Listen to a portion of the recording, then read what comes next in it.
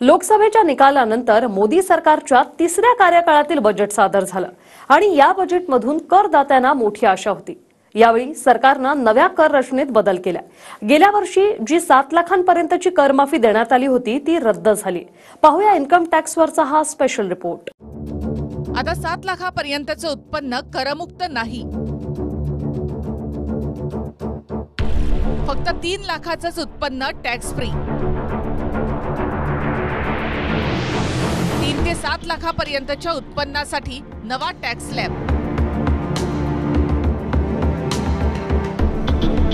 अर्थमंत्री निर्मला सीतारामन यांच्या बजेटमध्ये नोकरदार वर्गाच्या नजरा इन्कम टॅक्स कडे लागल्या होत्या। मात्र इन्कम टॅक्स मध्ये फारसा दिलासा मिळालेला नाही। नव्या टॅक्स रचनेमध्ये मोदी सरकारनं पुन्हा एकदा बदल केला आणि 3 ते 7 लाखाच्या उत्पन्न गटासाठी 5% नवा गट तयार केला गेला। 3 लाखापर्यंतचं उत्पन्न करमुक्त म्हणजे कोणताही टॅक्स नाही। 3 ते 7 लाखापर्यंतच्या उत्पन्नावर 5% टॅक्स लागेल। 7 ते 10 लाखापर्यंतच्या उत्पन्नावर 10% इन्कम टॅक्स लागेल।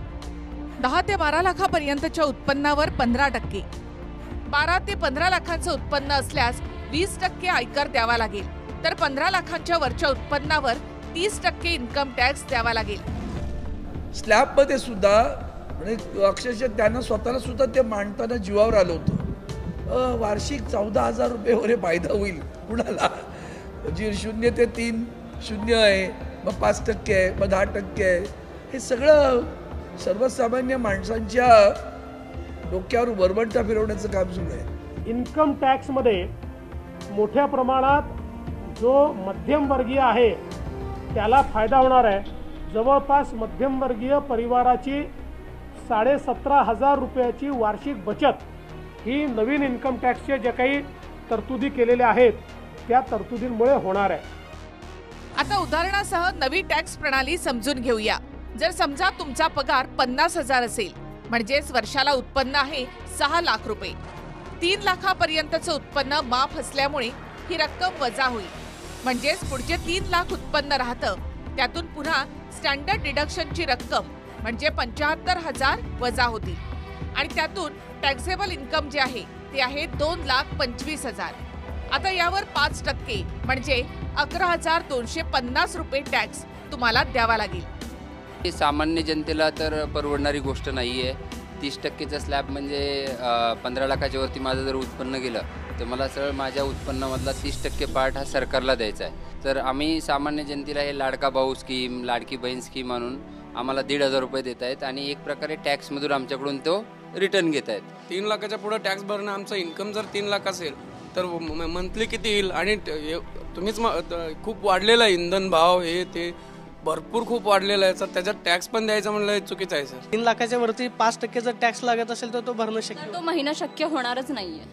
कारण महिना खर्च हा एकतर आहे त्या सॅलरीमध्ये पुरत नाही आणि त्याच्यामध्ये इन्कम टॅक्स जर रिड्यूस होणार असेल तर मग खूपच अवघड होऊन जाईल महिन्याला सगळं घर भागवणं वगैरे। पण गेल्या वर्षी म्हणजे 2023 मध्ये मोदी सरकारने इन्कम टॅक्स मध्ये मध्यम वर्गीयांना दिलासा देत 7 लाखापर्यंतचं उत्पन्न टॅक्स माफ केलं होतं। नव्या टॅक्स रचनेनुसार 7 लाखापर्यंतचं उत्पन्न करमुक्त होतं, म्हणजे 7 लाखांच्या आत ज्या व्यक्तींचं उत्पन्न होतं त्यांना टॅक्स देण्याची गरज नव्हती। मात्र एका वर्षातच सरकारने झटका देत ही टॅक्स माफी हटवली। आता नव्या टॅक्स रचनेमध्ये फक्त 3 लाखाचंच उत्पन्न करमुक्त असेल, म्हणजे 4 लाखाच्या उत्पन्नाची सूट रद्द झाली आहे। सकाळी सांगितलं की बनियागिरी जी नरेंद्र मोदींची गेल्या 10 वर्षापासून पाहिलेली आहे ती बनियागिरी या बजेटमध्ये न दिसावी असा आम्ही उल्लेख केलेला होता। आज आपण एकीकडे त्यांनी थोडंसं देण्याचं दाखवलेलं आहे, दुसऱ्या मार्गाने जास्त काढून घेण्याचं काम केलेलं आहे। ती बनियागिरी याही बजेटमध्ये आपल्याला पाहायला मिळते आणि म्हणून इन्कम टॅक्स रिबेट असेल या सगळ्या, पण GSTच्या माध्यमातून ज्या पद्धतीनं एक लुटायची व्यवस्था जी निर्माण केलेली आहे ती ह्या बजेटमध्ये आपण पाहतो। हे शासन कंगाल शासन आहे आणि हे कंगाल शासन असल्यामुळे आपली तिजोरी कशा रीतीने भरेल हा त्याच्यातला आहे। श्रीमंत वर्ग हा बऱ्याच मोठ्या प्रमाणात देश सोडेल अशी माझी एक भीती आहे त्या ठिकाणी। आणि हा श्रीमंत वर्ग देश सोडायला लागला तर टॅक्स कलेक्शन कमी व्हायला लागेल आणि मग शासन जे आहे हे GST वाढवल्याशिवाय त्यांच्याकडे दुसरा मार्ग नाही, का GST हा सामान्य माणूस त्या ठिकाणी भरतो आणि म्हणून त्याच्यातून करणं त्याला असणारा भाग असे त्या ठिकाणी. इन्कम टॅक्समध्ये एक दिलासादायक बाब म्हणजे स्टँडर्ड डिडक्शनमध्ये वाढलेली मर्यादा. आधी स्टँडर्ड डिडक्शन म्हणजे सरसकट 50,000चं उत्पन्न एकूण उत्पन्नामधून वजा होत होतं. आता ती मर्यादा 25,000नी वाढवून 75,000 करण्यात आली. म्हणजेच तुमच्या टॅक्सेबल इन्कममधून आता 50 ऐवजी 75,000ची रक्कम वजा होईल. करदात्यांना मोठ्या प्रमाणावर सवलत दिलेली आहे. सर्वसामान्य करदाते, मध्यमवर्गीय करदाते यांना मोठ्या प्रमाणावर दिलासा आहे.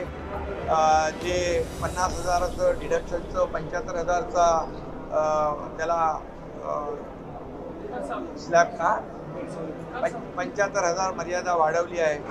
त्यामध्ये देखील मोठ्या प्रमाणावर जवळपास 17,500 रुपये प्रत्येकाला वर्षाला त्याचा फायदा होईल. स्टँडर्ड डिडक्शनची वाढलेली मर्यादा आणि उत्पन्नाच्या स्लॅबमध्ये केलेल्या बदलामुळे 17,500ची बचत होत असल्याचं सरकारचं म्हणणं आहे. पण 7 लाखाचं उत्पन्न जे करमुक्त होतं ते पुन्हा रद्द झाल्यामुळे नोकरदारांमध्ये मात्र नाराजी आहे. Bureau report, TV9 Marathi.